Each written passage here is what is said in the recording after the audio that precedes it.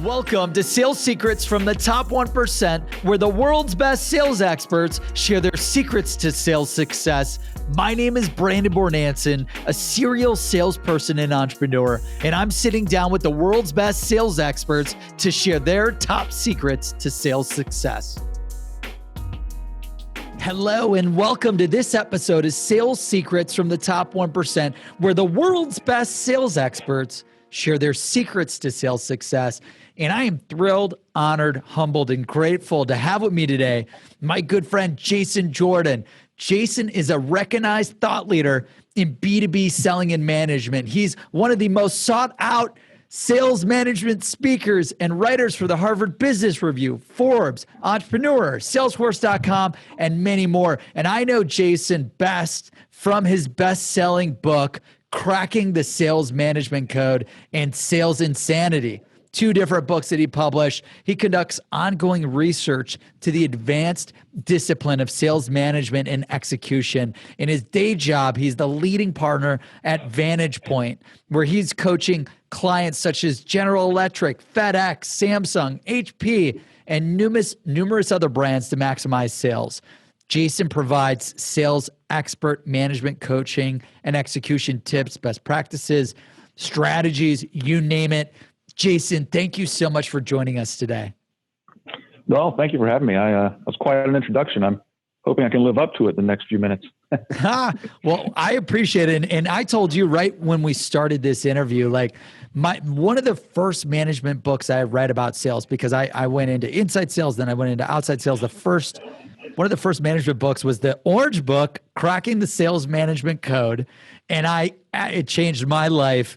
And I know it has positively impacted a lot of other sales managers, sales leaders out there, even execution and outside sales, inside sales. So I'm thrilled to have with us today and learn from you. Thank you. And I just love the science that you apply. Like you apply so much science in that book, and we'll get into this throughout the interview. But the audience, Jason, is dying to know two things. Number one, what is Jason Jordan's top sales secrets? Sales secrets from the top 1%, where the world's best sales experts share their secrets to sales success. Everyone's dying to know, what is your top sales secret? But before we go there, everyone also wants to know, obviously you're this sales management expert that coaches thousands of sales teams out there to maximize sales. But where did you start? Where did you come from? What's your background? Where have you worked in sales? And what are those micro secrets from successes, failures, learning opportunities that you've learned everywhere that you've worked throughout your career that lead up to your top sales secret and your top sales success? So I think that's a great place to start. Jason, feel free to open us up, man. Where'd you come from, and what's your background, and how'd you get started in sales? Yeah, so I grew up in North Carolina, and my father was an advertising salesman for the local newspaper. So I guess you could say I grew up around sales, so to speak. And so when I graduated from college, I went directly into a sales role. I was a mortgage broker, residential mortgage broker, and 100% commission, so hardcore wow. Sales. And each of the sales jobs I've had, well, I'd like to be able to say every job I've ever had. You learn things along the way. And so the first job, the big lesson I got from that, and probably the one that's helped me the most throughout my career in a lot of ways, is, focus on the greatest opportunities. And I'll just give you an example. When I'm 21 years old, right? So I'm nervous and a little insecure about the whole thing, but feel pretty confident. And so I was calling on, I was doing a lot of work with individuals, refinancing and purchasing homes, but also, a path there is through real estate agents. And so after the first year or so, I looked at what I was actually doing, and I realized that I was basically spending time with the real estate agents that were the nicest to me, because they can be a grumpy sort. And then, further looking into that, I realized that the ones that were nicest to me were the smallest real estate outfits. And so it was a lesson that I was just focusing on the wrong thing. I mean, there's a little bit of comfort in it for sure. A little bit of just kind of path of least resistance. But, the thing that I think I learned with that job that has helped me the most is just focusing on the right opportunities. And And every time we go into a sales force, depending on what we're doing, but when we look at sales forces and what they're doing, one of the first things we'll do is look at the sales pipeline and look at the types of opportunities they're pursuing. And what you'll find in almost every case is that the pipeline's full of unhealthy stuff, right? And so they've got bad opportunities that are bouncing around and consuming time. And then you'll also find that they're selling to the wrong customers, or maybe they're selling the wrong product lines. Each organization has a very clear go-to-market strategy. They want to sell certain products to certain customers in a certain way. And what we find is that, people, as I said, take the path of least resistance. They take the products they're most comfortable selling to the customers they're most comfortable selling to. And if you look at it from an objective standpoint, a lot of times people are just focusing in the wrong place. And that's probably the biggest advice I can give anyone, and I do give people, is that, you got to focus on the right opportunities, because even with the same skill set, even with the same tools, everything else equal, you'll sell more if you're selling to better customers. Wow. Yeah. So, and you learned that you said at the ripe age of what, 21 in the mortgage 22, space. yeah. I've been there before. My experience has been in ad tech, and I tried to sell to agencies who would then sell my service. And, I wasted a ton of time on the bad channel versus going direct. And it sounds like you were kind of doing that. Well, you noticed that the smaller real estate guys who had all the time to give you were the wrong leads or opportunities or channel to prospect. Yeah, they were. And, and the bigger loans paid more money. And, I found myself pursuing a lot of smaller loans because they were easier, less complex. And, it just took a moment of clarity to look around and go, look, I'm dealing with the wrong people. Well, not the wrong people. They're all fine people. They were nice to me. They had the right candy at the front desk. But, I was kind of dealing with the wrong people and going after the wrong market. And so, I shifted my attention toward larger offices, larger deals, and, income went up precipitously. Obviously, it's 100% commission. I've had a lot of other sales jobs that were interesting. Before we jump on that, because that's really interesting. Like, I know my company and my sales team is going through this right now. We sell sales leads platform, and a lot of people will buy like single licenses. And I literally just had to meet with the team, and I'm like, we got to move up market. Like, I have to set a new minimum. Like, how did you go about realizing, like, how does one take a step back and say, am I focused on the right size deals? Am I focused on the right market? Like, it sounds like you did that, but like, what was this secret to doing that? Like, you found a secret, but then like to even find that secret sounds difficult. Well, it gets to step away from my example and just talk more generally. It really comes down to qualifying and more importantly, disqualifying opportunities. If you go into most sales forces, they might have qualification criteria for their deals, maybe not. Most often it's just bigger is better. And then the other thing is you never see disqualification criteria. And one of the most important things is to keep your pipeline healthy and clean. And so the way we like to think about qualifying an opportunity is that, first of all, it's winnable. And secondly, you want to win it. So it's winnable and wantable. And, it doesn't take a huge amount of analysis to understand which deals are winnable and unwinnable. If you sit down with the sales team and just have a conversation, they'll say, oh, we never win when we go against this competitor, or we never win in that industry because we don't have enough experience, enough reference cases, or we never win with that product because it's just really not as good as the competitors. And then, if you talk to the leadership, they'll probably be off the top of their head, come up with deals that you don't want. Either the margins are too low, or it's old technology, or for whatever reason. So, good deals and good customers are the ones you can win and the ones you want to win. And in my experience, when you apply those two filters, it's pretty easy to identify where you should be spending your time. But, salespeople have happy eyes, and every deal is a good deal. And the bigger it is, the better. And that's not always the best strategy. In fact, in many instances, it's exactly the opposite of what the strategy should be. Wow. And I'm sure we're going to get, I assume, like, throughout your career, we'll get into more details of like how you really drilled down on that. Yep. Sure. Awesome. So, and did you learn anything else? Like, you went into the mortgage industry right out of school, no sales experience, like commission only. So literally, you don't sell, you don't eat.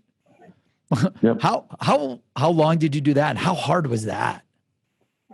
I did that for 3 years, and it was fun. Actually, I enjoyed that job as much as any job I ever had. Being straight commission, a lot of freedom comes with that. It was, completely flexible because I was doing a bit of partying in my early 20s, and I could work it in, and it was just fun.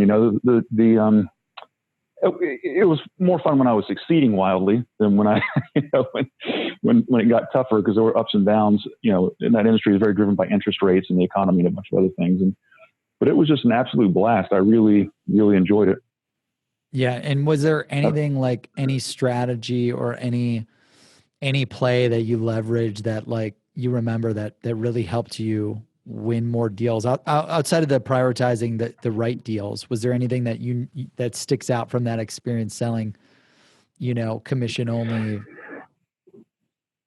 Yeah, there was. I mean, if you're thoughtful, and I consider myself someone who is thoughtful, and you take some time to stop and look around, you learn things constantly. One of the other things that I learned was the importance of understanding the customer's need. And so I don't get too technical, but you understand the real estate mortgage market, right? So you can get a 30-year fixed rate mortgage, you can get an adjustable rate mortgage, you can get one where the rate is fixed for 5 years and then fluctuates, and 7 years and fluctuates. And I realized that a lot of my peers were just going around selling the most standard mortgage, right? 30-year fixed mortgage, which also happens typically to have the highest rate. And so, I learned that I could differentiate myself from the competitors just by asking questions and understanding the needs. So, how long do you plan on living in this house? 5 years. Okay, well, then you probably don't need a 30-year mortgage. We'll save you some money. Or, is this going to be a rental property for real, or are you going to rent it and then move in, move out? And I found that, my prospects, so to speak, were saying, wow, we're talking to other people, and they just pitched us 30-year fixed rate mortgages. And you're right, if we're only going to be here for 5 years and going to have children and go into a bigger house, then we don't need that. And so, it's a subtle thing, but an important thing to really understand customers. But I'll tell you another story about that. About the same time, a buddy I'd graduated with was managing a circuit city. Remember them? Yeah. Oh man, I had one right by my house. I remember it totally. Yeah. So my buddy says, "Hey man, we're hiring people just for the Christmas season. Why don't you come, just work for 6 weeks and part time or whatever, and earn a couple $1,000 probably. It's pretty easy." And so I was like, "Oh, what the heck?" So I literally worked on the floor as a Circuit City salesman in the VCR and camcorder department. And and it was one of these things where you see something happen and you're like, wow, I really missed that. And so, people would come in and you do what a bad salesperson does. You're like, oh, hey, let me show you some VCRs, and, this is the price range, these are the features, and basically just, talking brochure. And then one day I was standing around and I heard one of my peers. So the couple comes up and says, "Hey, we're looking for VCR." And he goes, "Oh, that's interesting. Let's talk about this for a second. How big is your television?" And they're like, "Well, my television's so-and-so." Like, "Oh, really? That's kind of small. How far do you sit away from it?" And I said, "Well, I think the chairs, the couch is probably 10 feet away." I'm like, "Wow, that's a really small television for that use." And they're like, "Yeah, it is kind of hard to see sometimes with captions and things." And so he goes through this whole thing and ends up selling them not only a VCR, but a big ass television. And, it was one of those things where I was like, why don't we ask people about their needs? It's kind of reinforcing the same thing from before. And so the lesson there is that, you really have to get under the covers of your customers' needs, because there's often a lot of opportunity there, and what they think they want may not necessarily be what they need. Wow, that's great. Sales discovery, uncovering the need. Yeah, and it's interesting that you learned that at Circuit City as well as the mortgage industry. That's awesome. It almost sounds like you learned how to use the sales discovery to execute upselling, and you probably didn't even know that you were like cross-selling, upselling based on the needs.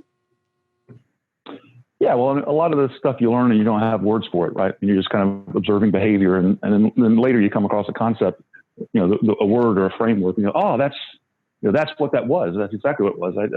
I was doing needs discovery, right? And I didn't know that at the time. I thought I just needed to ask more questions. But, and that's kind of you mentioned cracking the sales management code and some of the other stuff I've done. I mean, I think that's the mission of people like me. And so you probably know of Neil Rackham. He wrote Spin Selling and Rethinking the Salesforce and Managing Major Sales. A legendary guy. And I've known him for I don't know, 15 years. And to say he's a mentor is overstating it dramatically, but I've learned a lot from the guy. I mean, if you sit around him for 5 minutes, you're going to learn something. He's just that brilliant. And he told me one time, he said, if I have to work too hard to explain something, I can be pretty certain that I've gotten it wrong. He said, where I can add value is taking something that people know intuitively and make it explicit so that they can use it and improve it. And, that's what we try to do with Cracking the Sales Management Code, is just put a framework around sales management, put a framework around sales processes, put a framework around metrics, so that the stuff you're doing intuitively, you can have some rigor to it and you can manage it and improve it. And so, that's a side story, but as I've gone through my career, I've kind of observed that as people intuitively pick up things, but until it's explicit, until it's put into a framework, it's really hard to use it consistently. Yeah. And I know just being a huge fan of the book, and I read the book like 5 times. And after this interview, I'm going to read it again, just because like every time that you read it, like you're like, okay, I need to apply these 3 metrics. Like you've got the 3 levels of the sales metrics. You got the 5 processes that drive sales performance. You got the how to prioritize conflicting sales objectives, how to align the seller. These are all different things, factors that I know you put in the book to drive world-class companies to manage, to measure, manage, and motivate their sales forces. Walk us through, what was next then, right? So after the mortgage, like where'd you end up selling next throughout your career? Yeah. So I went to business school after that, got an MBA. And then, when I came out of business school, there was no idea of a startup like internet, the internet bubble hadn't happened yet. And so basically you had to choose between banking and consulting. Those dutifully you chose between one of those 2 things. So I went into consulting for several years. And then my next bag carrying role was selling systems integration services for Hitachi Data Systems, which is now rebranded.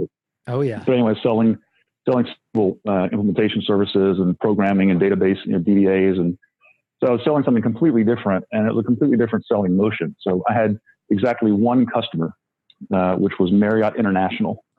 And so that's totally different than the mortgage industry, by the way. Like mortgage, you could sell to any consumer in the world. And then like Hitachi, which this is enterprise sale. And then you've got 1 customer, Marriott. That's 1 enterprise. That's right. I mean, obviously it's a complex organization, a lot of buying centers. But what I learned there, we were doing about $7 million a year in business just with that 1 client. It was the 2nd biggest client in that division. And, I learned pretty quickly that this was very different, as you just said.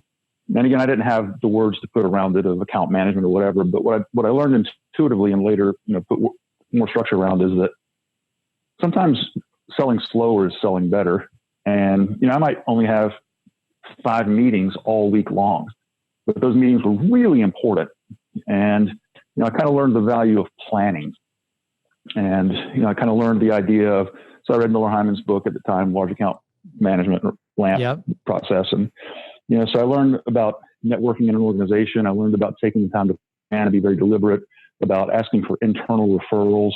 It's just a totally different skill set. And so, what I learned from that is that, when you're in a more transactional sale, then greater effort will probably equal better results. But the more consultative that sales cycle becomes, it's greater effort is not going to equal greater output. Smarter effort is going to equal better output. And so, my big lesson there was that there's just a totally different way to sell in that environment. And, it needs to be much more deliberate and thoughtful.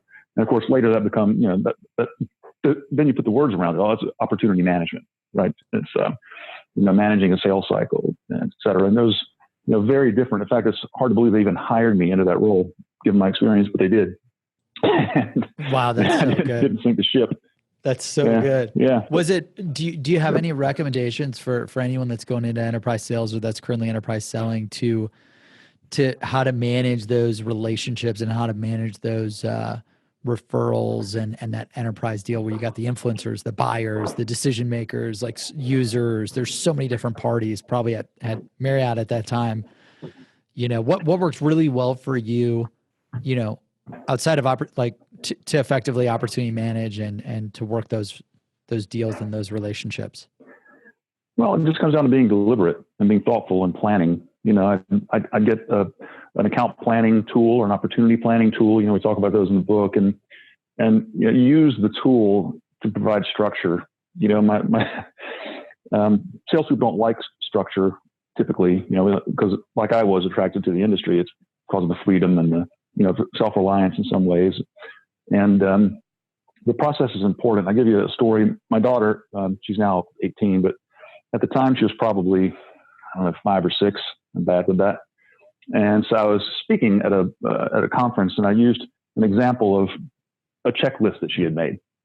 So it's like, get up, wash my face, wash my hands, get dressed. And of course, this is in alphabet that doesn't look like any alphabet you've ever known, and everything's misspelled, and it's a different color of crayon. It was just cute, right? And so That's awesome. I was kind of using that as an example of a process because it gets a laugh, and everyone smiles and gets warm inside because they have kids and can relate to it. Yeah. And so yes, I'd used it a couple of times, and this woman came up afterwards, and she was a little concerned, and she said, "Does your daughter know you're making fun of her?"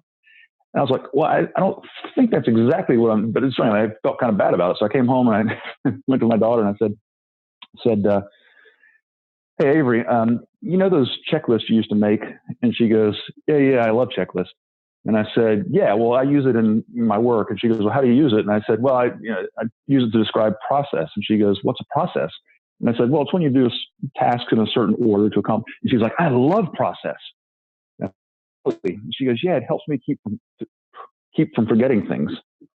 And even a 4 or 5 year old, 6-year-old can figure out that if you have a process, it keeps you from forgetting things. And so, if you're going to be engaged in complex and consultative type selling and the long sales cycles, a lot of buyers, get yourself some structure, get yourself some process, because over time you start to forget things. In fact, someone told me one time, they said, in your 20s, you learn a trade. In your 30s, you learn the tricks of the trade. And if you don't keep learning, by the time you're in your 40s, you'll only have the tricks. And so it's lifelong learning and embracing structure, embrace process, embrace measurement, and good things will happen. Yeah, and from your book, what's great is I know we leveraged a lot of the things that you taught in the book, and all of those the processes and the checklists and the metrics and the discovery that we need to do on an enterprise deal. We built it right into Salesforce, so you can't forget, you can't not do it. It's all got to be just right there, and that's incredible. So Marriott, you learned that the one enterprise deal and opportunity management and working the relationships and becoming task oriented as a top secret. What's next after that? Well, so then afterward I met Neil Rackham, worked for him briefly at a company he owned called the Sales Strategy Institute. And from then on, I've pretty much been self-employed. So, now we own this, 3 of us own this company, Vantage Point. And so, the selling I do now is very different. It's engaging with large companies at a very high level, executive typically, sales leaders, heads of sales training. And the sales cycles are very long, sometimes 18 months, never shorter than probably 3 or 4 months. And so it's kind of taking what I was doing at Marriott, and instead of managing a large account, now I'm managing these very large opportunities that are more complex. And in fairness, we have a sales team that manages them, but I get involved, early, middle, and late stage to add credibility. And so, I've learned a lot here as well. Actually learned a lot about the value of a brand. When we were first starting, the book hadn't been written and no one knew who we were. I mean, it was hard, to establish credibility in the service industry is tricky. We had no clients really. We had 2 clients. Fortunately, one of them was GE, which became our reference point for years. But as our brand grew and as our market presence grew and people started to come to us, it's much easier, but it's also a different selling task, right? Outreach to try to identify opportunities and build a brand and build a presence is different than having presence and having a brand and people coming to you. And so, most of the leads we get now are inbound. And so it's kind of showed me the power of marketing, because in the beginning, especially at the mortgage company, it was hand-to-hand combat, getting on, literally cold calling people on the phone and sending out mailers and just trying to generate demand. And now I see, the value that marketing can add. And there's always been kind of a little bit of thing between marketing and sales, right? Marketing, I mean, the traditional thinking is, well, marketing generates a bunch of useless leads, and then marketing thinks sales ruins the strategy, right? And Right. I've really come to appreciate the value of marketing, and when marketing and sales work together, how tremendous it is for both of them.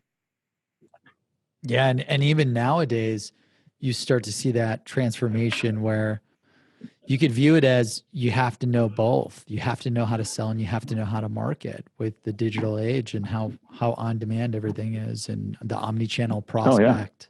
It was funny. I was writing Facebook ads yesterday as a sales guy.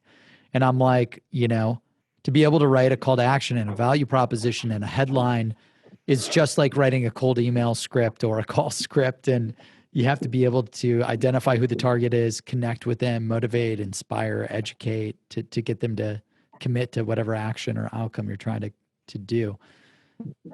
Yeah, that's and again, that's another. Oh, go ahead. Sorry, that's another thing that people know, and you kind of know that intuitively, right? I got to write some good stuff, but then you read a marketing book or a sales book posing as a marketing book or vice versa.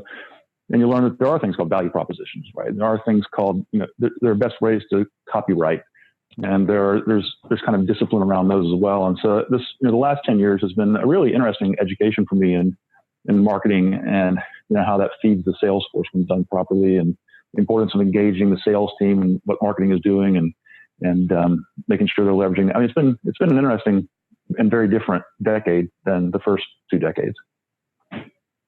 Wow, I bet. And then, so after, Hitachi, you ended up, doing the Sales Education Foundation, and then you ended up launching your own, obviously, in parallel, you're running Vantage Point Performance, you're lecturing while you're also doing a lot of sales research. Is there anything I miss? Like, when you say it like that, it makes me sound very scattered, doesn't it?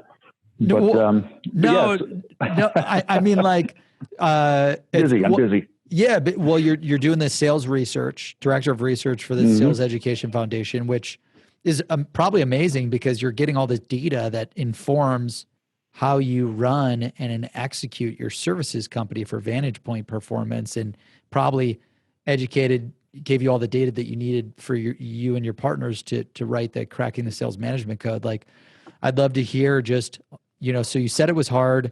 You had 2 clients, you wrote the book. Like, what other secrets, micro secrets, strategies did you learn?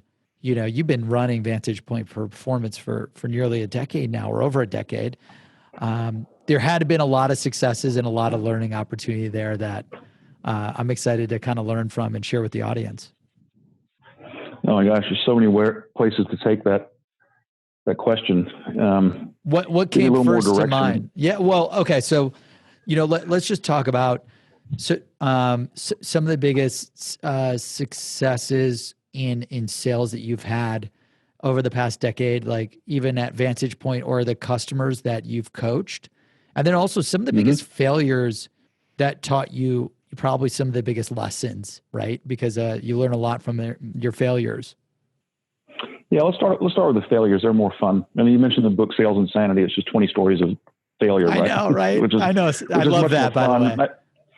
I thought about writing a sequel called Sales Epiphanies, which would have been the smartest things I ever saw in sales. But then I realized the worst practices are so much better than the best practices. But anyway, so something that I bring this up because I know people struggle with this. We had a big deal one time. At the time, it probably would have been the biggest deal that we'd ever had. I mean, now we've moved on to much bigger things, but it was meaningful. And we basically lost the deal because we emailed our proposal to the buyer, and he tried to make sense of it, and it just wasn't well written, or his headspace wasn't right, and he just lost his mind because it was confusing. He couldn't make sense of it, and it like started this whole downward spiral. And the education that I take from this is, several lessons. First of all, you never put anything in a proposal that you haven't already discussed with the buyer. In my mind, a proposal should be documenting the understandings that you've already reached. Right? And surely never send pricing in an email or document until it's been discussed. So, one thing is proposals are not where you communicate information. It's where you document information. And never, ever, ever send a document to someone that's going to have important information disclosed, because you can't know how the person's going to react. You can't know how they're going to take it. And if they take it badly, you're not there to calm them down. Right? This guy stewed for 2 days over this proposal before we ever got a chance to talk to him and try to iron it out. And the other thing I'd say is that, we've come to over rely on electronic communication. I mean, I see people send emails all the time. There's long, complex emails with all kinds of important information that's been, being shared with buyers for the first time. Like, do not send that email. That is a conversation. That's not that. And he said, well, he said just send me an email with my thought. Like, I know what he said, but he's not in charge of the sales process. You are. And get on the phone and talk through this, because I'm telling you, you're not going to know how he's going to read it. You're going to misunderstand something. Nothing good comes from communicating valuable information in an email. And so the two lessons there, again, just to kind of recap, one is proposals are not to communicate new information. They're to document information that's already been communicated. And you really have to be careful about the mode of communication when you're, especially when you're talking about big complex sales and people's agendas and that your solution is complex. It's just, we fall into this culture of just sending information electronically and thinking that we're doing it the best because we're doing it the most efficient. It's so wrong. Wow, that's so good. I love everything around that, with not only like don't try to don't just ship a proposal, because that almost, it sounds like that killed the deal, or might have killed the deal, sending it to the DM. And including things that just weren't covered. And it's funny when you say that, you're like, well, yeah, like, this, but like, no, these are like things that A, we should all be reminded of. And B, if you haven't made these mistakes, make sure that you avoid them. Cover everything. It's a great piece of advice. I know I've made that mistake multiple times. I'm still probably making those mistakes. Oh yeah. Well, it's because customers have that expectation now. Like, they expect you to send over a proposal document, and it's going to have the very last page is going to be the cost. And so when they get it, they open it and they go to the very last page and they start with the cost. And if you haven't built the benefit, the cost is always going to be greater than the benefit. You got to sell the benefit and build the vision before you talk about the cost. And so, if I send someone a proposal, it never has the dollar amount in it, because I want them to focus on the solution, right? I want to focus on the value they can get out of it. And then we can talk about the cost, because then you've earned the right to talk about the cost. But, to send over a document, you haven't talked about the pricing, it's in the back page. In fact, one of the funniest things you'll ever see is if you're presenting a proposal in person and you slide the proposal across the table, watch everyone go to the back page. Like, they'll just start flipping through quickly and get to the back page. And if there's not a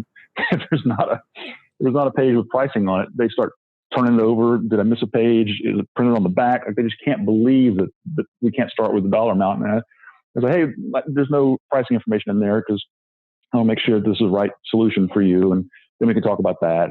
And so don't send pricing in an email ever. Wow. And it's a conversation to have. It's a great piece of advice. And one of the things that I always coach my reps personally is to, if we need to go over the proposal, don't ship it. Schedule a follow-up meeting to walk, whoever requested the proposal plus as many DMs or buying committee members as possible on that. You said you ship proposals, so you'll ship a proposal like literally with no pricing in it? Oh yeah, absolutely. Like, here's step one, here's step two of what here's the research we're going to do. Here's the strategy. Here's the execution. And then call me for more info on price. Well, no, we can talk about it on the phone. I'm happy to do that after I think that it's the right thing to do and they think it's the right thing to do. The worst thing you do is you send over a proposal that doesn't really meet their need and it's more expensive than they thought it was going to be. Then you're totally dead. So what I'll say is, look, I'm going to send you a document. Now, we'll walk through it. It's just kind of our approach. I want to make sure the approach works for you. And then, if we can agree to that, then, we'll have a discussion about cost. And if it's not the right thing, then we'll massage it until it's the right thing. And then so you can set it up so that it doesn't seem like you're being evasive. At some point, you got to talk about price. But, John DeVincentis, who wrote Rethinking the Sales Force with Neil, used to always say, look, value equals benefits minus cost. Like, he write this on the board, value equals benefits minus cost. And he'll say, building the benefit is selling. Talking about the cost is negotiating. And he's like, don't negotiate before you've sold. And I always thought it was an interesting way to think about it, that if, value is benefits minus cost, benefits is selling and cost is negotiating. Never negotiate before you sell. And, so it kind of puts a framework in your mind where I really need to spend my time building the value of this, helping them see the benefit. And if the benefit they see is big enough, then the cost becomes irrelevant. But if you start with the cost, you're digging out of a hole the entire time. Wow. That's a really great piece of advice. Value equals benefits minus cost. Benefits have to outweigh the cost. Don't go over the cost first. And don't send the proposal to the DM that isn't aware of it or hasn't agreed to the scope of work. I'm going to have to try that pricing. Rip the pricing out. Hey, okay, let's put together a proposal for this. I mean, typically we'll present the proposal, but like, let's just say, you're like, hey, Brandon, I need the world's best sales leads. Get me a proposal. We cover all of the scope that you want. So then we put together a proposal. Would you set up that follow-up meeting and present the proposal and just not have a price in it? Yeah. So what I'll say, hey, look, I'm going to send you a document. I'm sure you're going to want to share it internally. So I'm not going to put any pricing in it. So you give them a reason why you're not putting pricing in it, which is not the real reason. But so there's a reason. Like, I'm going to send it to you in a format that you can share it, so that everyone can get on board with the approach. And then you and I can talk about the pricing separately, if that's okay. And sometimes they're persistent, and I'll send in a different document. But sometimes you just can't. I mean, you can't make the customer irate. But most of the time, they're like, yeah, that makes sense. Just send over a document I can share, and then once we agree it's the right thing to do, then we can talk about the pricing, because if it's not the right thing, it doesn't matter how much it costs. So usually you can finesse your way around it. It's not as hard as people think. I like how you position it. Like, we want to make sure that we nail the right solution with the right scope for the right problem that you're trying to solve to generate the right results. Yeah. Otherwise, you're not going to buy it regardless of what the cost is. But I wouldn't recommend you buy it for $1 if it's the wrong thing.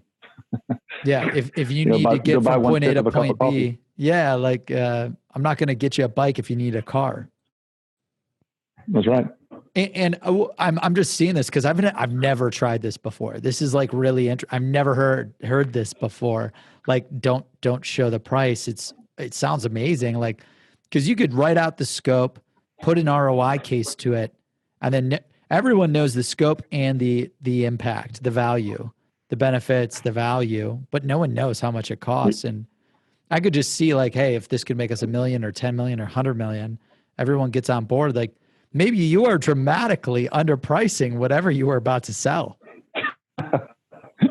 Yeah, if you build a benefit, then the cost becomes a little bit irrelevant, or certainly less relevant. Because what if they see that scope and that business case, and they're like, "Oh man, we would pay 10 million for this," and Jason was about to sell it for $1 million. Have you seen that happen? Yeah, I don't think I'll ever tell you that. Well, they've never shared that with me. I don't know if anyone ever thought it. We deal with pretty sophisticated buyers, but yeah, I'm sure it's happened before. That's awesome. So now I appreciate that. That's a great secret. So that was one of the failures where you learned a lot. I just learned a lot from it. I'm sure the audience did as well. What else comes to mind from personal experience? Oh my gosh, so many things. There's a lot of the stories in the book Sales Insanity. I started out with a story of my own of failure. We could go on and on. But we've had successes as well.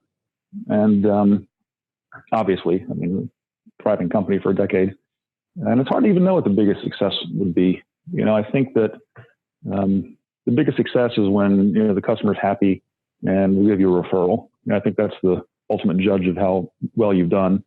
Because it's easy to focus on the successes, be the big sales that you've made, the big deals that you closed. But in a services industry like ours, that's just the beginning. Selling is not designed to celebrate. Selling is, when it closes, that's when the work begins. And so I think some of the biggest successes we've had is repeat customers, customer referrals. Customers go to other places and bring us in because of the experience they had.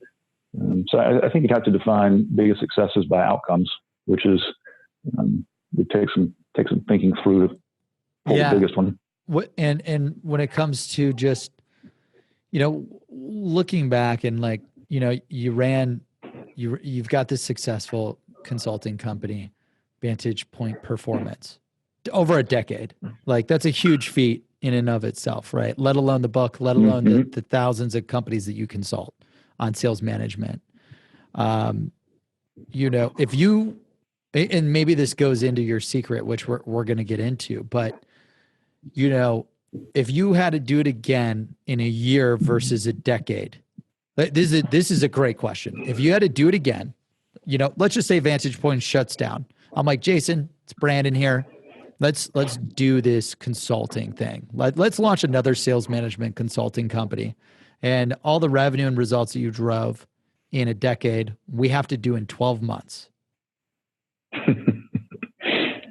What comes to mind?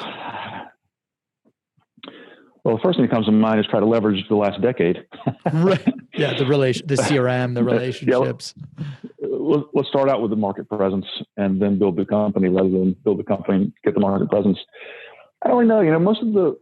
No business goes in straight lines, and some lines are zigzaggier than others, and the zigzags happen closer to one another. And I think most of what we worked out in the beginning was our business model. And so, we wanted to go train sales managers. No one had really done it in the way that we wanted to do it. And it took us a long time to figure out how that worked and the messaging. And so, I guess in some ways, if I had to do it again, I'd start out with a very rigorous business plan, whereas before we just had an idea and we started doing it. And so, we were lucky that it was a good idea, and it wasn't too hard to find clients in the beginning. And we, had a long enough runway to sort it out. But I think if I did it again, you'd have to think about what value you really have, what people pay for, how you differentiate it. And I'd probably just do more planning. I think we probably could have shaved 3 years off of that decade if we had a concrete plan. So let's talk about shaving the 3 years. Like if you had the concrete plan, the business plan, and I've got a business plan. It still takes, whether you've got a business plan or not, it's like hard work, and you're going to pivot and you're going to change and evolve. Right. But what came to mind, those mistakes, the first 3 years? Was it, I'm not even going to assume, because I was about to assume, and I hate when I do that. What came to mind? Man, if we had that planning, we could have shaved 3 years. Go a little deeper with that. Well, we struggle with our messaging and differentiation. I'm not sure this is going to end up in a very satisfying answer. It is a great question, but the product was developing as we were delivering it. And in the beginning, we had a hard time differentiating ourselves from coaching. And, what we do, and because now there's book and there's content, people can see it. What we do is different than just traditional coaching skill stuff. We lean very heavily on measurement and very heavily on process. And, it's more management approach than coaching approach. But in the beginning, we really struggled to differentiate ourselves. And people said, oh, well, we have a coaching program. Like, we know you have a coaching program. We're not trying to sell you a coaching program. They'd say, well, you're talking about managers interacting with salespeople. I'm like, yeah, that sounds like coaching.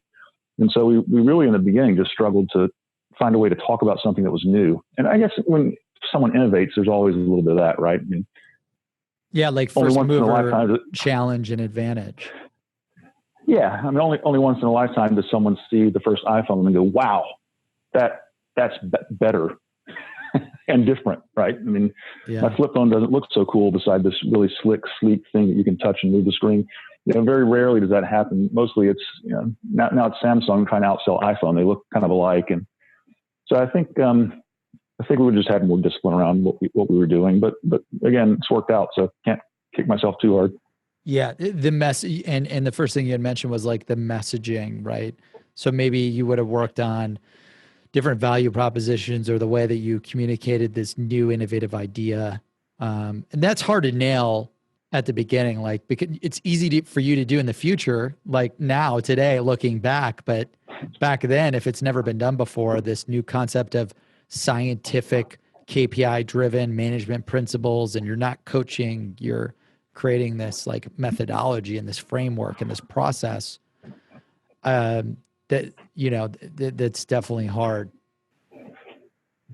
Yeah, I think, we were the three of us who started the company, Phil Knowles and Michelle Vazana. Michelle co-wrote the book, Cracking Sales Management Code. And she's got a new book out actually called Crushing Quota, which is more of a coaching book. But we were Love good the title, salespeople by the already. way. We've got shirts called I Crush Quota. I got a shirt for you. And we also have LFG nice. hats. I'll shoot you one. Yeah, I appreciate that. But, we had different challenges than most sales forces that we work with. We knew how to sell. We were good salespeople. We've been doing it for 20 years and been in the industry. We had to figure out the marketing piece. I alluded to that earlier. I think most of our clients anyway are large companies. They have the marketing stuff figured out. It often comes down to sales and sales management execution. So we had kind of a different challenge than a lot of sales forces do today in trying to get the sales execution right, focused on the right things and doing the right activities and thinking about the buyer side of the equation. Yeah, that's incredible. I'm glad that you were able to kind of walk us back through all of that. And I know it's a lot, right? It's a lot to break down just on the spot, but I appreciate it. And when it comes to, the audience now has been caught up on your background and what you've gone through from selling in the mortgage industry to selling to Marriott, big system integration solutions, to now running your own consultancy. Sales secrets from the top 1%, where the world's best sales experts share their secrets to sales success. Jason Jordan, what is your top sales secret? If you had to go back in time to when you were first starting to sell, if you had to hire someone and give them one secret written on one page, well, in this book, it's going to be 5 pages, but what is your top sales secret? Well, I'm going to give you 2 because I already shared one with you. The first one is focus on the right opportunities and the right customers. I mean, you can, again, as I said, with the same skill level, with the same tools, with everything else equal, if you chase better deals and better customers, you'll win more often and make more money. You just can't overstate the importance of focusing on the right things.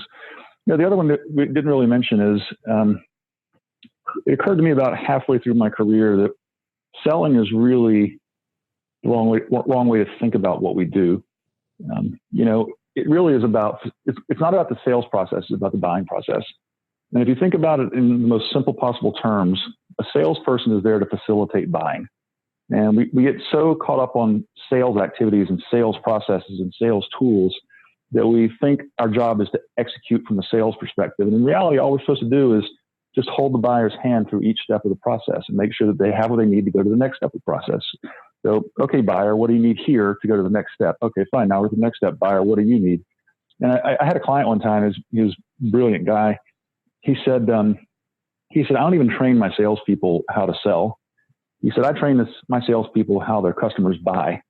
And he said, if they understand how their customers buy, they're smart enough to figure out the selling part. And so I think that, the other secret here is it's not about your activity. It's about making sure that the seller continues to move, holding your hand down the process. You shift your thinking to, okay, if I'm the buyer right now, what is it that I need? Do I need information? Do I need comfort? Do I need negotiation? What is it that I need? I think we just lose sight of the fact that this is all about the buyer. And it sounds trite and quaint when you say it like that.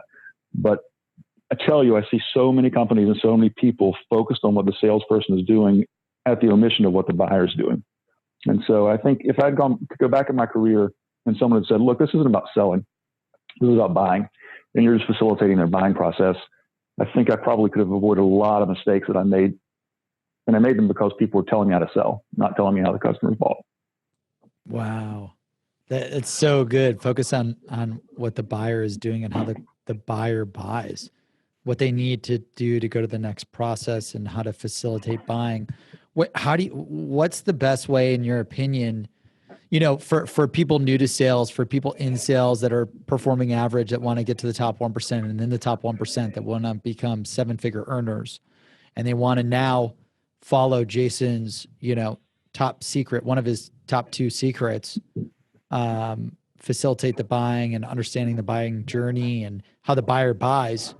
Like, where do you even start? Well, it's not even that complex. You could hire a company to come in and do customer surveys and segmentation and value proposition work, and that's useful. That's kind of how marketing strategies come about. But as a salesperson, you just talk to your customers, right? It's when you lose a sale, people often think, oh, we lost a sale, we should go back and kind of do a post-mortem and see what happened. And you should. but we've learned just as much from asking customers right after we won a deal why we won it. And so the things they say are interesting. They tell you about, well, I had this need, and your competitor didn't really address it, and the process zigged and zagged, and here's what went. So I would say just interview your customers and interview the people that could have been your customers, and ask them, how did the process go down on their side, and what things were they considering as they looked at you versus competitors, and at what point did they decide to go with you, and what were the who were the buyers that really made the decision, and what were the key messages, and if you lost, if we went through this again, what could we have done differently? What did the competitor do to outperform us in this buying cycle of yours? And customers will tell you. Especially after you sell them something, you have this honeymoon period before you actually have a chance to screw it up. And you can just go in and say, hey, look, this is just something we do. And you'd be surprised what comes out of customers' mouths when you just ask them a simple question. Yeah, that's a great way to do it. I love the recommendation of do it if you lose a deal and do it if you win a deal. Yeah, they're two different conversations. Totally different. Totally. I know that's something that I don't really do. When we win a deal, it's just like we move on to the next thing. I need here at the company to start looking at like, okay, well, why did we win this deal? Internally, externally, you name it. Yeah, and what it'll tell you is what messaging resonates, and what should you be emphasizing in your marketing, and what should you be emphasizing in your marketing and sales collateral, and what kind. It gets to the messaging, whereas the losses kind of get to what you did wrong or where your product is deficient or whatever. But talking to the successes shows you what you should be doing, and it's we've learned a lot. And I've seen. Let me give you a quick little story. So I was working with a company one time. They were an insulation distributor. So literally, they work with contractors, and they'd sell insulation and ceiling tiles and stuff, construction materials. And so we did some analysis and discovered that their bigger customers were, they were where the money is, but a lot of the big customers weren't really profitable because they were negotiating thin margins and demanding a lot of deliveries, and they weren't paying, so that financing their. So we put together an account management process, and we said, here's what you have to do. You need to go out and talk to all of your top 10 big customers, and here's the conversation you're going to have. You're going to ask them what you could do to get more of the business. You're going to ask them. And one of the guys said, I'm not going to do this. And we said, well, your CEO says you're going to do it, but tell me why you don't want to do it. And he said, look, this guy right here, for instance, he said, we go to church together. I've been calling him for 10 years. If I go up to him and ask him, what could I do to get more of your business? It's going to be a joke. I mean, he's going to laugh at me. And I probably got 80% of his business as it is. And we said, okay, well, I see your point. So go talk to him. and the guy came back and he said, I can't believe the conversation I just had. He said, I thought I had 80% of their business. I have like 30. And I asked him why he was giving so much business to competitors. And he said, because they would deliver it on a pallet. And he said, we prefer to deliver it on a pallet. We have to break it down off the pallet, put it on the truck and take it to them. And it completely changed the way he interacted with his customer, because he wasn't talking to him. He made a bunch of bad decisions, and he was getting, basically outsold in a way that he'd prefer to sell. And it's just because we fall on this level of being comfortable. But I can't believe that didn't make it into Sales Insanity, but it did. Wow. That's so good. That's so good. Well, Jason Jordan, I know you're a busy guy. We truly appreciate all the secrets, all the strategies that you've shared today. Where can people find you, follow you, learn more, subscribe to you? So LinkedIn is probably the best place to subscribe to me. Our company website is vantagepointperformance.com. And, the website's great. We've invested a lot of time and money in putting resources there. So you'll see, speeches we've done and lots of papers and articles and blog posts and videos. And so, find me on LinkedIn, find the company at vantagepointperformance.com, and, maybe there's a way we can work together. Amazing. Well, thank you so much, Jason, for taking the time. Jason is the best-selling author of Cracking the Sales Management Code, partner at Vantage Point Selling. Guys, if you have not read his book, followed his content, like I'm telling you, I'm going to go back and read it for the 6th time to figure out what I can apply to improve my organization. I mean, just today alone, I've got about 10 things that I need to do from the episode. I truly appreciate you. Follow him on LinkedIn. If you want to learn from a sales management expert, advisor, and best-selling author, look up Jason Jordan. He's easy to find, Vantage Point Performance. Hit the follow, connect button. And for those tuning in, Jason, first, thank you so much for all the time today.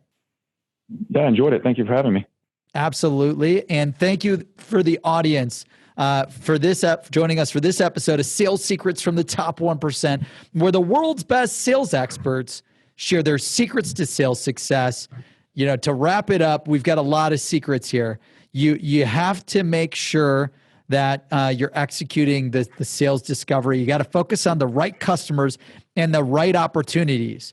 This is critical. Focus on the right customers. So you sell the right people at the right time, with the right product, with the right propositions. And next, you need to master the buying process. And you need to make sure that you're aligning with the buyers the way that they need to purchase. Jordan, thank you so much Jason, thank you so much for the time today. And thanks for tuning in, everyone, to Sales Secrets from the Top 1%.